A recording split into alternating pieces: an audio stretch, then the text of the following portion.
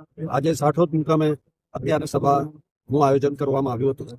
સવારે કારવણ અને એ સભાઓ પણ સવારના થઈ સમગ્ર વિસ્તારમાં ફરી અને આગામી સ્થાનિક સ્વરાજ્યની ચૂંટણીઓના પ્રચાર અર્થે મેં લોકોને વિનંતી આજે સૌને કરી છે. આ લડાઈ એ માત્ર એક ચૂંટણીનો જંગ નથી. આ લડાઈ એ અધિકારની લડાઈ છે. દરેક વ્યક્તિને પોતાની પસંદગીનો ઉમેદવાર જીતવાનો અધિકાર છે. એનો બંધારણીય હક છે.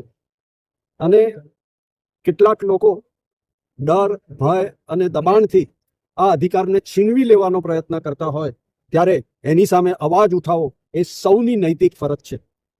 તાજેતરમાં જ ડભોઈમાં જે બનાવ બન્યા, જબરજસ્તીથી ઉમેદવારી પત્રક પાછું ખેંચવાનું અને એના ભાગરૂપે જે લોકો કેટલાક મિત્રોની ઉમેદવારોની સામે બિનજરૂરી આક્ષેપ કરી, ખોટો આક્ષેપ કરી અને કેસ કરવામાં આવ્યા અને એમને પોતાનો પ્રચાર કરતા પણ અટકાવવામાં આવ્યા. આ કોઈ લોકશાહી પ્રક્રિયા નથી.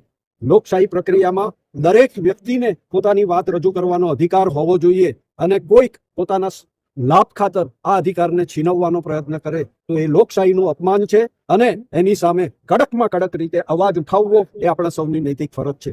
આ પરિસ્થિતિ જ્યારે ડભોઈમાં ઊભી થઈ છે ત્યારે મારી સૌ ડભોઈના નાગરિકોને અપીલ છે કે જાગૃત બની અને પૂરી તાકાતથી આવા પરિબળોને જાકારો આપવા માટે મતદાન કરજો.